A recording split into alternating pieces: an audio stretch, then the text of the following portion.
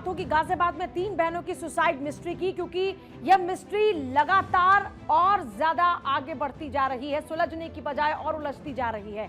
इसमें नए नए एंगल सामने आ रहे हैं। कोरियन गेम के चलते सुसाइड केस में जिस थ्योरी का जिक्र किया गया और भारत सिटी में जिस तरह 3 सगी बहनों ने 9वीं मंजिल की बालकनी से कूदकर आत्महत्या की, यह कहानी और सुसाइड मिस्ट्री और ज्यादा गहराती जा रही है, क्योंकि 3 फरवरी की रात 3 बहनों के सुसाइड केस में पिता की तमाम बातें जो सामने आई हैं, वो बच्चियों की मां अब तक वहां पर कुछ कहती नजर नहीं आ रही। मतलब सिर्फ बात अभी तक पिता की सामने आई है, बच्चियों की मां अभी तक इस फ्रेम में कहीं है ही नहीं। बच्चियां जिस वक्त नीचे गिरी थी उस वक्त मां चीख चीख कर रो रही थी, पति को गाली दे रही थी। पुलिस ने जैसे ही 3 बॉडीज अपने कब्जे में ली, मोर्चरी भेजी, मां को दूसरी तरफ घर में कैद कर दिया गया। परिवार का कोई भी व्यक्ति अब सामने नहीं आ रहा। मौत का यह मामला आर्थिक तंगी से तो जुड़ा नहीं, उससे भी कहीं ज्यादा घर के रोज रोज झगड़े से भी जुड़ा है। अभी तक जो बातें निकलकर सामने आई, घर में इतनी कलह थी कि बच्चियों पर ध्यान ही नहीं दिया गया। बच्चियां घर में कलह के बीच खुद को अकेला महसूस किया करती थी। वहीं भारत सिटी सोसाइटी में डर और दहशत का माहौल है और इस मामले को लेकर लोगों के बीच अभी तक नए नए एंगल पर चर्चा हो रही है। जो स्थानीय लोग हैं वो न सिर्फ इसे सुसाइड मानने से इनकार कर रहे हैं, बल्कि हत्या की आशंका तक जता रहे हैं। सोसाइटी से जुड़े लोगों का कहना यह है कि घर में बच्चियों के पिता की 2 पत्नियों के अलावा एक और महिला फ्लैट में मौजूद थी, जो बच्चियों की मौसी और दोनों पत्नियों की सबसे छोटी बहन बताई जा रही है।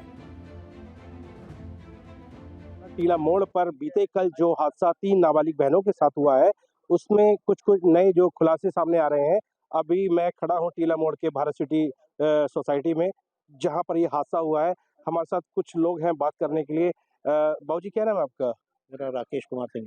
क्या लग रहा है बाबूजी कि जिस तरह से बच्चियों के साथ ये हुआ है, इसके पीछे क्या खुलासा आपको समझ में आता है यहाँ सोसाइटी निवासी? मॉर्निंग में देखा, उसके हिसाब से यही है कि भाई ठीक है, यहाँ पर ये ऐसे-ऐसे बच्चियाँ गिर गई हैं और जो बोला गया वही सुना गया, तो उसी को बट नेचुरली माना जाएगा। बट आज जो उसके बाद जो गॉसिप हुई है, जो यहाँ पे बातचीत हुई है लोगों से और से हुआ है, और जैसे मालूमात हुई है, आज न्यूज़पेपर में भी पढ़ा हमने, भाई इनकी 2-2 भी वाइफ थी इनकी और दोनों बहनें थी, ठीक है? उसके बाद में ये भी मालूम पड़ा पेपर के हिसाब से कि भी इनकी तीसरी जो साली थी, तीसरी इनकी वाइफ की बहन, वो भी काफ़ी टाइम पहले घर पे रही है, काफ़ी टाइम से रह रही है और है। तो उसके बाद ये भी मालूम पड़ता है भाई इस हिसाब से तो ये फैमिली जो है कैरेक्टर वाइज तो सही नहीं लगती।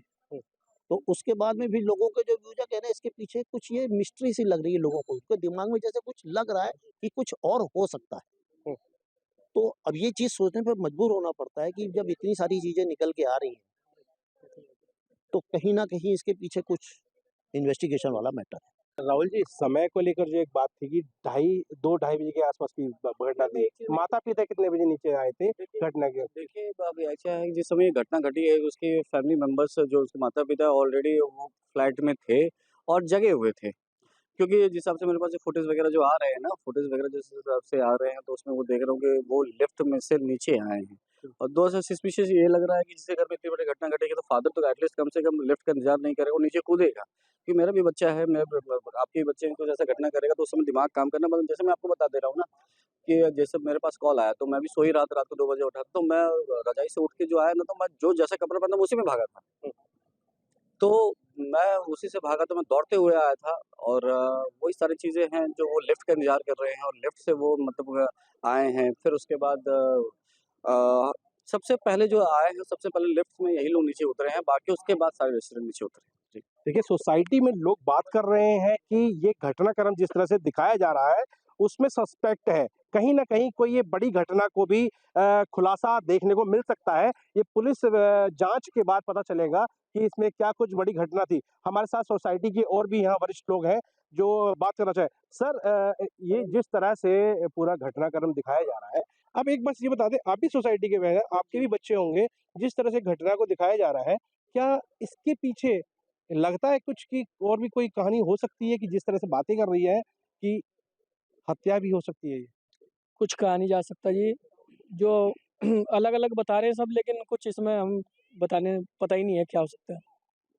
चलिए, ये थे सोसाइटी के लोग जो बता रहे हैं कि कुछ भी हो सकता है, पर यहाँ जो लोग हैं, जो गंभीर लोग हैं, जिस तरह से बातें हो रही हैं इस बड़े मुद्दे पर, कि इसमें कोई ना कोई जांच जब होगी पुलिस की जांच के बाद खुलासा बड़ा देखने को मिल सकता है।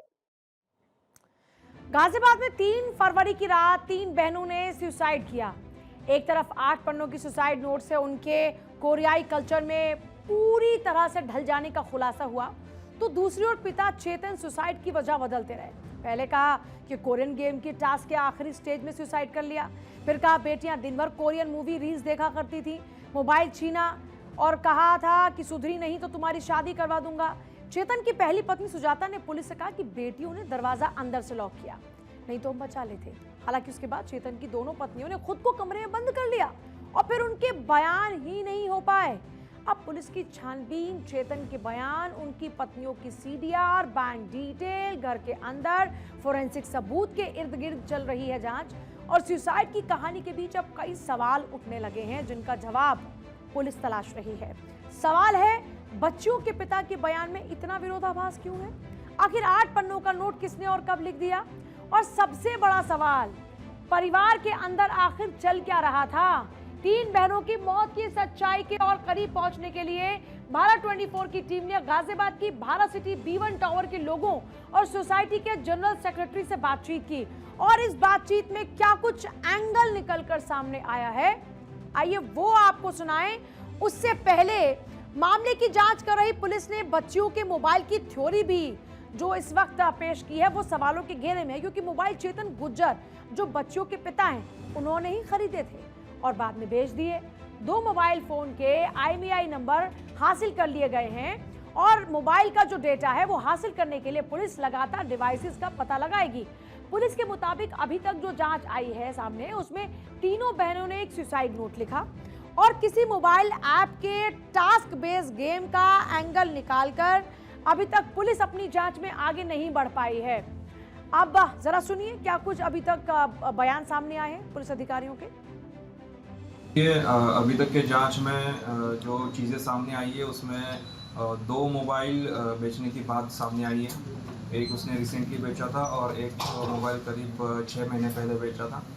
तो पुलिस का प्रयास यही है कि इन दोनों मोबाइल को रिकवर किया जाएगा और इसमें जो भी डेटा है उसको रिकवर करके अगर उसमें कुछ अगर ऐसी चीज़ें आती है जिसमें किसी ऐप का इस्तेमाल हुआ हो या किसी टास्क बेस्ड ऐप का इस्तेमाल हुआ हो तो उस पर जांच की जाए। अभी तक जो जांच हुई है उसमें किसी टास्क बेस्ड ऐप का या गेम का, ऑनलाइन गेम का ऐसा रोल नहीं आया है। पुलिस के मुताबिक पोस्टमार्टम रिपोर्ट और घटनास्थल के सीन रिक्रिएशन से यह साफ हो गया कि तीनों बहनों ने एक कर बालकनी से छलांग लगाकर आत्महत्या की। पोस्टमार्टम रिपोर्ट में किसी भी तरह की जो मारपीट है वो अभी तक सामने नहीं आई है। जबरदस्ती या फिर पुरानी चोटों के निशान भी पोस्टमार्टम रिपोर्ट में नहीं मिले हैं। जो तीनों की मौत है वो ऊंचाई से गिरने के कारण हुई, जो गंभीर चोट थी वो है इसके कारण हुई। रिपोर्ट से कहती हैं कि पहले सिर, पसलियां और पैरों में कई फ्रैक्चर हैं। अंदरूनी अंगों में भी काफी ज्यादा चोट थी जो उनकी मौत की वजह बनी। मतलब जो तीनों की मौत थी उसका समय भी लगभग एक ही बताया गया और पुलिस ने घटनास्थल पर जो सीन था उसको रिक्रिएट किया और ये पता लगाया कि कहीं बच्चियों को जबरन धक्का देने या फिर नीचे फेंके जाने की कोई संभावना तो नहीं। जांच में ये सामने आया कि जिस स्लाइडिंग खिड़की से कूदने की बात सामने आई वहां से एक समय में केवल एक ही व्यक्ति बाहर निकल सकता है और इससे ये साफ है कि तीनों बहनों ने बारी बारी से छलांग लगाई। हालांकि ये अब तक साफ नहीं हो पाया कि सबसे पहले किस बहन ने छलांग लगाई। इसके साथ ही फ्लैट में कमरे के अंदर किसी तरह की कोई जबरदस्ती के निशान नहीं मिले हैं। कमरा अंदर से बंद था जिसे पुलिस को तोड़कर ही खोलना पड़ा। खिड़की के शीशे, पूजा घर से फिंगरप्रिंट भी लिए गए जिन्हें फोरेंसिक जांच के लिए भेज दिया गया है। अब कई सवाल इस पूरे मामले को लेकर उठ खड़े हुए कि आखिर इनकी मौत की वजह क्या है। इस सुसाइड मिस्ट्री को लगातार पुलिस सुलझाने की कोशिश कर रही है।